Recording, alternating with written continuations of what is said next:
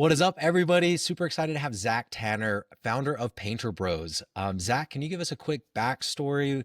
What year did you start Painter Bros and where are you guys at now? Yeah. Thanks for having me, Bennett. Started Painter Bros back in 2015.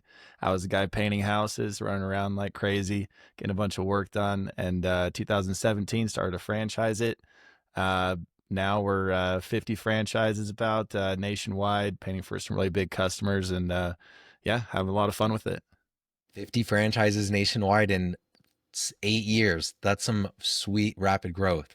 What was the thing? I mean, franchising, at least for me with my store with Dirty Dough, like it was very intimidating. Everybody's telling me like franchising's fun, it's crazy, and you're gonna get sued. That was the advice that I got, and I think it was all true. What caused you to want to get into franchising? I was kind of like born into it and then sort of forced into it. So like growing up, it was kind of a family industry in a sense where I had my uncle and his business partners that were involved in some franchising. My family's all entrepreneurs. And so I started working with this company that was franchised, and then they ended up selling it.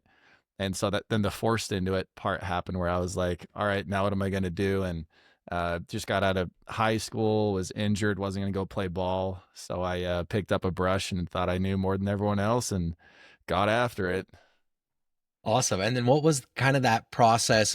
Like, okay, here's my business. It's successful. What caused you to want to offer that to others? Um, it changed over time. Initially, I thought I had something really unique and I didn't. And so, like, when I first started franchising in 2017, I sold like two or three because I was like, "Ooh, I know everything. I've got the best idea. Here we go." And I learned really fast I didn't. And so I completely stopped it. Built some technology, started developing some more relationships, and I really didn't pick it back up again until I felt like I had that something unique, which was in 2022, I think, was when we picked it back up. So yeah. And then it's been expansion from there. So let's Oh yeah, jump yeah. into some of the numbers. On the franchise disclosure document, it shows the lower end from the investment range starting at just 230, and the higher end is still only 440. Um, as a franchisee, what's going to cause me to be closer to the 230 versus the 440 range? And what are the major, I guess, breakdowns of that startup cost? Yeah, good question. Mostly based around territory count. Depending on how many territories a franchise candidate wants to purchase, will dictate that initial main cost. After that, we require an amount of operating capital. We recommend up to a year of operating capital to pay yourself as you build the business. That's not super normal in the industry. That's something we found to be successful to give franchisees the amount of time to build the business the right way. And I love that because, yeah, a lot of times as a franchisor, we want to make that item seven look as low as possible. So we're like, yeah, you need some startup capital, but maybe like a week's worth. But you're like, no, in reality, you need a lot more. So that's really good to, as you look at that breakdown, like a big chunk of the startup capital is really just for you to have a year's worth of runway, which is awesome. And then let's jump down to the item 19, which is as impressive as they come. You guys have quite a few franchise locations reporting on here, and then also your corporate store. So focusing on the corporate store, which is definitely atypical, but it shines the light on potential possibilities. So you guys are in, was it Salt Lake is where the corporate store, or was it Vegas? It's Las Vegas is the Okay, franchise Las location. Vegas,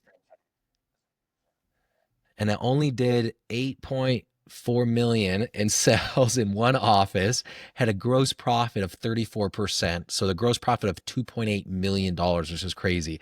Um, can you walk us through like what's included in that gross profit and or really what I'm getting at, or what are the expenses that I should have in my mind that haven't been subtracted out of that gross profit that will get me to my net profit? Yeah, I mean, we've got a business model that's based around 2 million bucks, or give or take, of production per account manager. And so we have account managers that run accounts, and their bandwidth where they can get it done well is about 2 million bucks a person. So we've got uh, about four account managers mixed in there. Got a CFO mixed in there. Got some rent, some lease mixed in there. Um, Me and my business partner that built the thing, we don't have salaries for it. We really wanted to build a business that was based around us working on it, not in it. And so we staffed up the best way possible to give ourselves a business that could work for us as well one day. Awesome. I love that. Okay, so now we're looking at um I mean, I could look at the gross profit and I think, okay, well, what staffing do I have? And I could kind of keep that in my mind. Okay, well, I need to pay somebody, I don't know, 60 to 80K for every $2 million in business, if that's something accurate. And then if I have accountant, some legal services, things like that. But it's not a ton of crazy expenses. Most of them are going into that calculation of the gross profit because of your fixed expenses of paint, right? Correct. Yeah. Yeah. It's Okay, awesome. What about, sorry, you could go ahead. no, I was gonna say you hit the nail on the head with it. I mean, salaries vary, but yeah, you're in the ballpark. Okay, what about, so those are total startup costs. The franchise fee is 75,000, which is due upon signing in franchising. The other costs are typically as incurred. Um, Financing options, people typically aren't going through financing, right? They're paying cash. Is that correct? Or do you guys also have some third-party financings that you recommend them to? Yeah, it's a good question. I mean, ideally it's cash. Not everyone has that amount of cash, and we're of the mindset where when you need the money, it's hard to get the money sometimes. And so when you sign a franchise agreement, sometimes it's best to have an insurance policy and work with one of our partners like Bennett Financial and securing a SBA loan or rollover or something like that. Awesome. So there's options, cash preferred, but SBA is definitely out there. Okay, and then we have the ongoing fees. So talk to me, royalty, marketing, tech. What are the fees, and then the associated support that I can expect with that? Yeah. So royalty, it's a 5%. We've got a general ad fund at 2%. Our tech fees, I think it's at $4.99 a month per franchisee. And what we have is a pretty robust staff of coaches. I hire experience. I think that I can teach people only so much, and then they have to grow. And so I hire these coaches that have built a business, sold a business in the same space. And so right now for our 50 franchisees, we've got 3 really high level coaches, VP of marketing, and then a CFO to help with all the financial planning and whatnot. Um, Awesome. So 7% between marketing, royalties, and then $500, and I get a coach, a business coach specialized in helping franchisees be successful. Correct. Very That seasoned sounds good. coach. Yeah. I was just on a podcast yesterday with someone tackling this of like, you buy a franchise and you get a good playbook, right? And where do franchisees go wrong? Well, a lot of times it's like, I have the playbook, but I'm expecting the franchisor to do the heavy lifting. It's like, no, it's your business. You have to do the heavy lifting. It's just, here is the playbook to support you. And what's lacking there is a lot of the business acumen on really just how to run a business. Like, again, here's a playbook on how to paint and how to hire, but all of the other business strategy a lot of times is lacking. So it's really cool that you guys are providing that. I do see that as a pretty big hole in the industry. Jumping back to the item 19, on here we have high contract and low contract with each of the franchisees. Can you show me, or can you walk us through like what you're trying to show on the item 19? And I mean, I'm seeing some pretty impressive, like a high contract value of 344,000. That's showing that one franchisee had one contract for 344,000 that year. Yep. Yeah.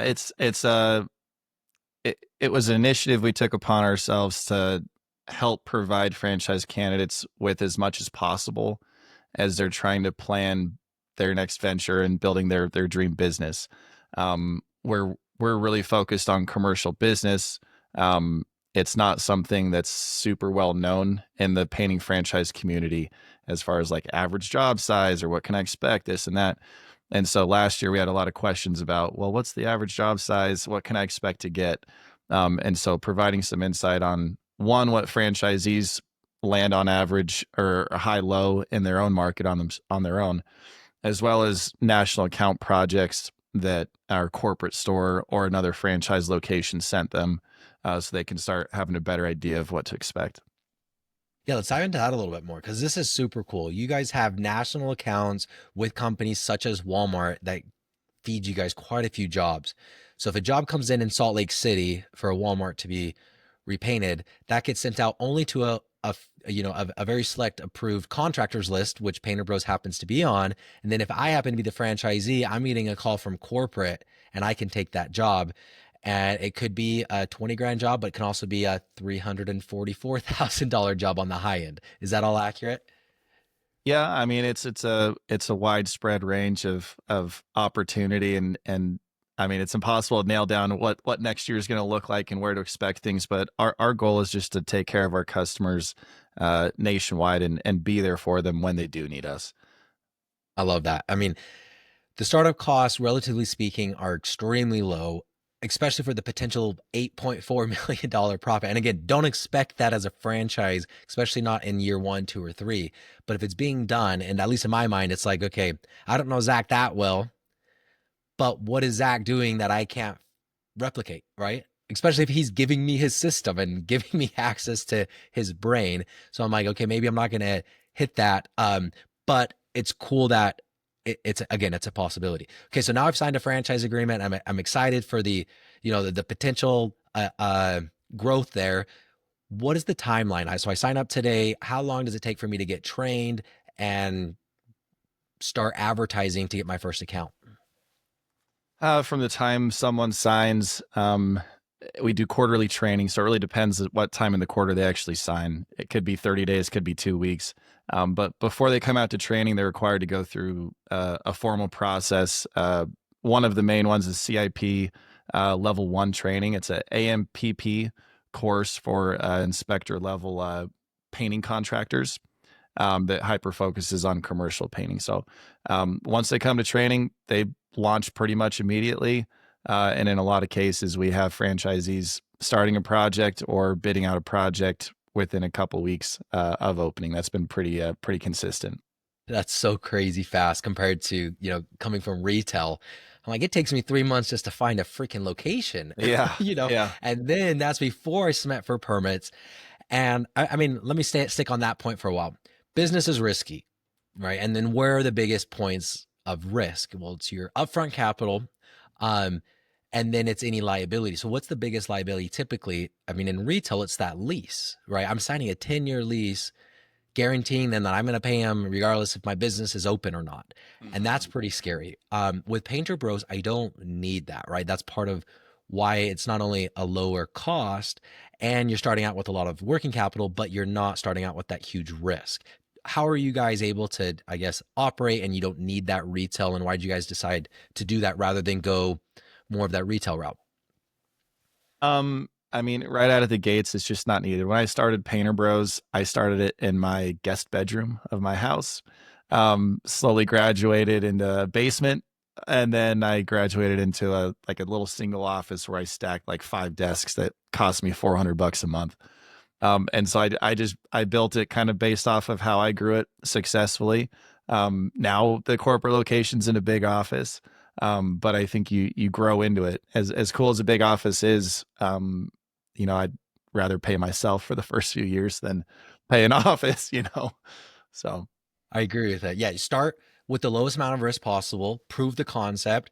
Once you hit that million or two or 8 million mark, if you're the corporate office, yeah, let's go grab that office at that time. Um, okay, marketing. How do I go get my customers? So retail does have the advantage of, I open up a sign or a store, I put Jimmy John's. Everybody knows Jimmy John's is there because it's on the sign.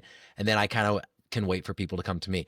Painter Bros, I'm going to have to do the outreach. So we have the 2% marketing, but that's going towards brand building. What's the marketing that I am expected to be doing as a franchisee? And what support does Painter Bros offer me? yeah, good question. Our core focus is networking and relationship building. We're a long-term relationship building mindset and culture, and so lots of conferences, lots of networking groups, lots of different property or facility maintenance organizations that we have vetted and tested out and know that they work. We have our franchisees focus on those in their local markets. We do some Google ads, lead generation type stuff. That's really not our core focus. Sometimes it's residential mainly, and franchisees love that, so they can participate in that. And what we do is with our software, we plug that in with our coaches and with our VP of marketing, and we go over cost per customer acquisition metrics, understanding the actual cost per customer from different marketing channels, whether it's 10% of the jobs marketing, 20% of the jobs marketing, or 30% of the jobs marketing. So that's all automated, reviewed weekly and monthly, so a franchisee can understand how to digest that data and make good decisions to grow their business. I love that. So networking is key. So you're looking for a franchisee. Maybe we shift there. What's the, who's a good franchisee for Painter Bros and who's not going to be a good franchisee? And it's someone, by the sounds of it, that has that people building skills, not so much as a, hey, I'm going to go cold knock on doors and businesses and go be a killer salesperson, but do I know how to talk to people, communicate, and build up long-term relationships? Yeah, exactly. I think our best franchisees that kick butt day in day out. I just saw a couple fun updates for the last month, and it made me smile. And it was the people that I think about when I get asked these questions. There are people that are coachable, and there are people that understand we're working on the same team. We're going to work through everything. It's kind of like a marriage when you buy a franchise, because it's like we're together for 10 years. You're going to hate me this week, maybe I'll hate you next week, but we're going to love each other on week 3 kind of thing. And That's so probably what is that the average marriage length is 10 years in the US? I think it's the average franchise marriage, a 10-year term. But no, so yeah, coachable individuals that really understand relationship building. I think that's the focus. The ones I would say probably wouldn't be a good fit are individuals focused on transactional relationships. I'm there for a quick transaction. I'm there for a quick sale. I'm there for a quick buck. It just doesn't jive very well with us, because we want the long term. We want bucks every year from a customer, not just one and done. And part of them being, able to provide that service and not be transactional, it needs to be a full-time commitment, right? This isn't something that I'm going to buy and hire my daughter to run and, wish for the best. But I also want to clarify, you talked about working on your business versus in the business. So it's required to be full-time, but it's not required that you're the painter, right? And it's encouraged to have multiple locations because that's where the economies of scale really happen. So walk me through that. Like it's full-time, but how do I go from full-time, right when I buy my franchise, getting my first jobs, to then maybe opening up 3, 4 offices? And what does that look like my day to day? Yeah, I think there's a certain amount of time it takes to build any business. Whether you cram it all into 2 years and just work super hard, or it takes you 4 years, is kind of up to you. But there is a amount of time that it takes, and then the business is really built around working on it at the end of the day and not in it. And so between the software tools, between the training, the coaching, it's built for you to work yourself out of that daily grind. Do what me and my business partner have done, and our coaches did, as they built their businesses, and hire it out, staff up, grow, scale. Um, I think it took us right around the 4-year mark to get to that point where we weren't necessarily the reason that the business moved every day, which you're nodding your head because you probably know exactly what that feeling is. Yep. Yep. Yep. Um, so single unit or multi-unit, if you were a franchisee, knowing what you know now, if you were me, how many territories should I buy if I'm looking at the Utah market, assuming Utah's wide open, which I don't know if that's accurate or not. It is. It's Um, on the docket. but what am Yeah. I looking at as far as, do I want 1? Do I want 2? Do I want 5? And then what is my expansion timeline if I'm really going for that, 4 or 5 area market? Yeah. Utah's a little bit of a different beast, where it's where I started Painter Bros. And we don't operate here anymore. And so we get this mountain of leads every month that are unserviceable because we don't have time for it. So that one would be a little different, but it's up to the Well, then individual. maybe I'll buy that one then, Zach, because There it you go. sounds like a good deal. I'll put your name down. Yeah, it's almost cringeworthy every month, as it's like stepping over dollars to pick up pennies sometimes. But like, anyway, so yeah, it's up to the ambition level of the franchise candidate. So 3 territories, I think, is our average, but that requires a minimum of it's $1,000 a month after the first 3 months, and then the first 3 months it's like 2 grand a month per territory. And so you're agreeing to like, all right, I'm going to really build these things. I'm going to get after. I'm going to go sell some deals to pay for all these things. So there is an expectation on our end that yeah, if you want a bunch of territories, you got to develop, and you're on the hook for developing them. So ambition level, goals, connections, they all factor in on how they can best develop that. I mean, it does nobody any good to buy a territory and not develop it. So No, yeah. definitely following you on there. Let's talk about the struggles. What are the hard parts about being a Painter Bros franchisee? And it doesn't specifically have to be Painter Bros or just being a business owner in the painting industry. But what are we seeing in struggles day to day? Um, and I don't know enough to know if it's only just Painter Bros or if it's just business in general and franchising in general. But I think that with us, and it could be relatable, it's a transition from working for someone to working for yourself. The mindset of turning into a hunter killer and you kill every day versus I kill like maybe once a year. I'm gonna get a paycheck no matter what. I still work really hard, but I'm not used to it all being on me all the time. I think that takes time to nurture that in a positive way through the finish line and get people to really turn the corner and learn it themselves instead of someone verbalizing it to them. So, um, I think it's a good problem. But it's a something that we learn and work and grow through as a team.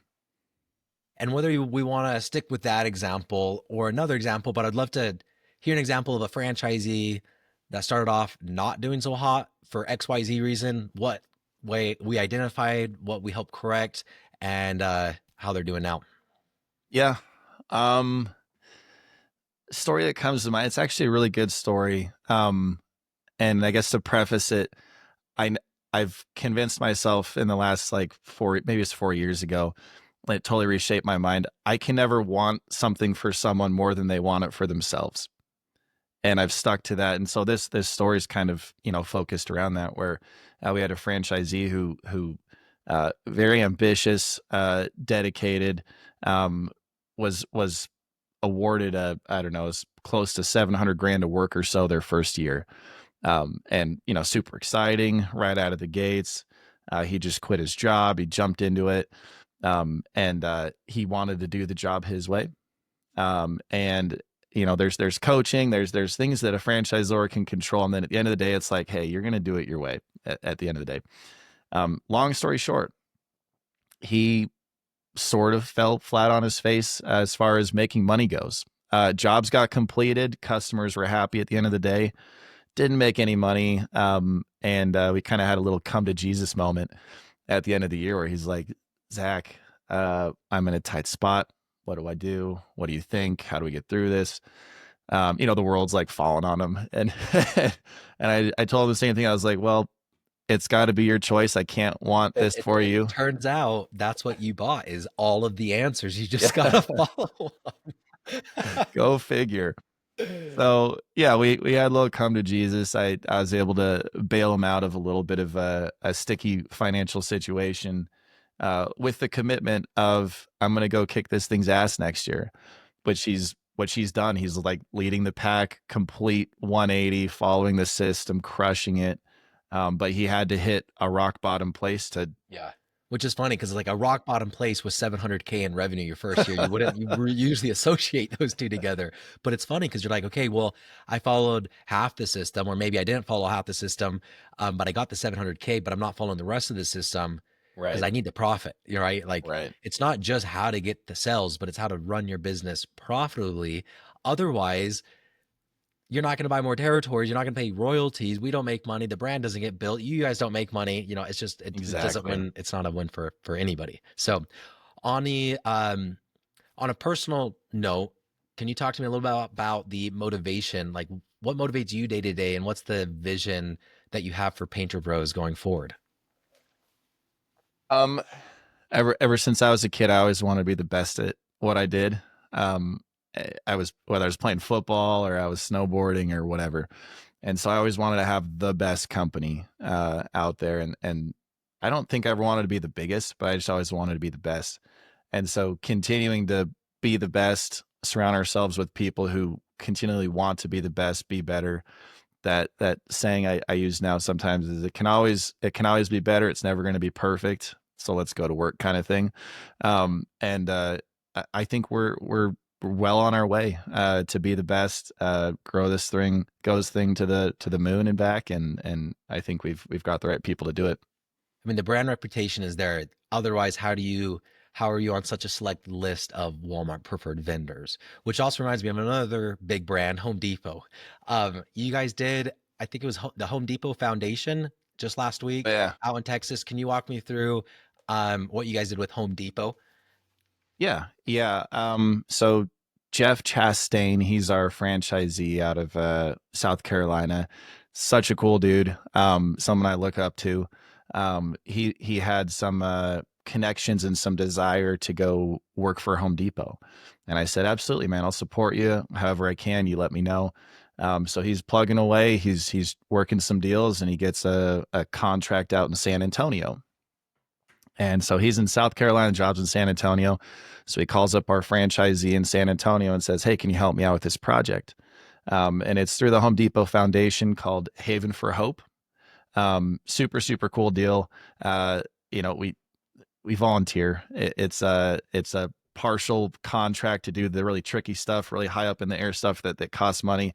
And then the rest of it they reserve for the Home Depot Foundation Day, which is volunteer day where they send out like 700 people, 800 people from Home Depot, and it's amazing what they do in a 4 hour period. They do the landscaping, they'll do setting up chairs, they do a bunch of painting in the easier to reach areas, a bunch of stencils. I just posted a video on LinkedIn about it. It's really quite interesting. But yeah, we were in charge of managing the paint side of it. Me, Jeff, Marvin, who's our franchisee in San Antonio, and then Steven, who's our COO, Yeah, is that's super special. cool because a lot of times, like we know it's fun to own businesses and be our own boss and control your schedule and get it, hire people and be a difference in their lives and all of that. Um, but a lot of times we forget about the potential community aspect. Like, okay, well, I have employees, I have time, resources, and the skill on how to do professional painting. Like, how can I give back a little bit to that? So, anyways, that's fun. That was cool that you guys just did it last week. So I wanted to Yeah, highlight that a little bit. absolutely. Um, Jumping into buying a franchise, what do you feel like are, the top reasons that or the top questions that I should ask myself? And if it's a yes, then yes, I should buy a Painter Bros. And maybe if it's a no, then maybe I should look at something else. Um, are you coachable? Are you a self starter? And is culture important to you? Those are probably the top three. Shifting back a little bit, when we're talking about Walmart and Home Depot, and you want to be the best. Like Painter Bros is the Ferrari. It's not the Toyota Corolla. But talk to me about like what makes Painter Bros so popular that one of the largest companies in the world is going to contract them and trust them to do services all throughout the nation. Um, it took me a lot of time and a lot of hard work to get to a point where big customers trust you enough to give you a shot.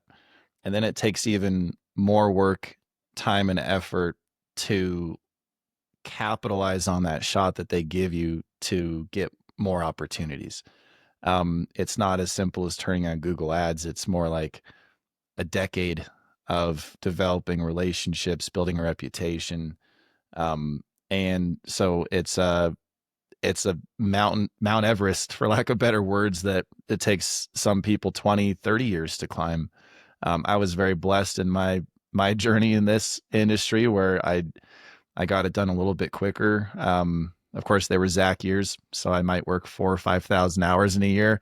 So maybe it is the same amount of time overall. But no, we protect that.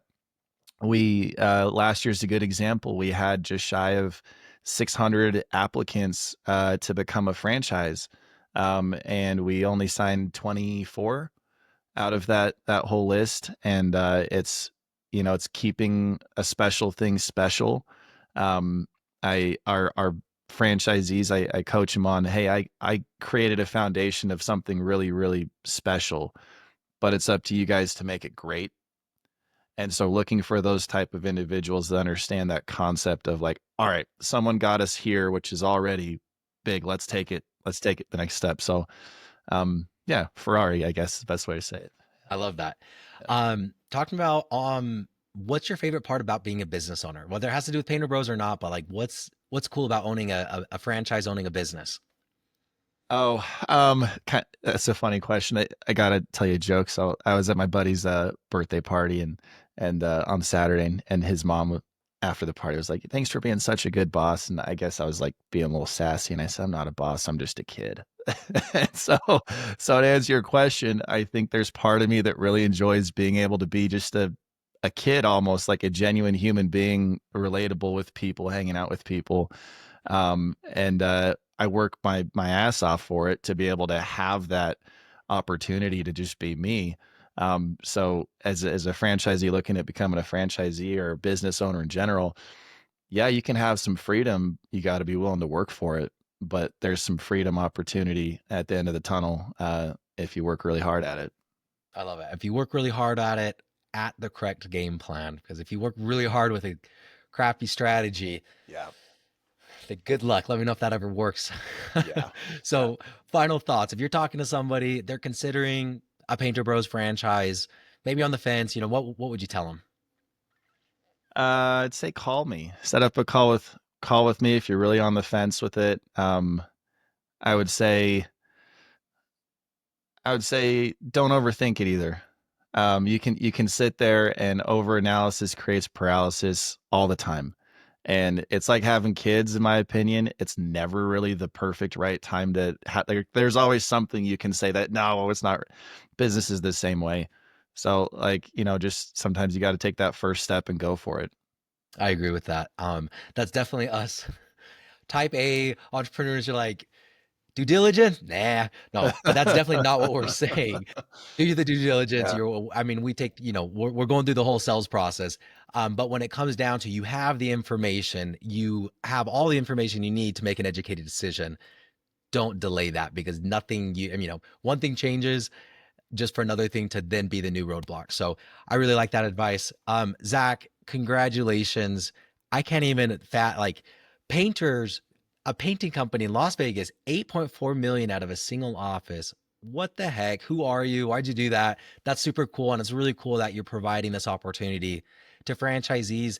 And again, looking at the FDD, I'm just going to read off a few. Here's subcontracted jobs landed from managed national accounts, kind of mid-tier. I'm going to go right in the middle. $95,000, 135,000, 197,000 single jobs from a franchisee. Really cool. So, Zach, thanks for your time. Thanks for everything you've built. I'm Yeah. excited. Thanks for having me, man.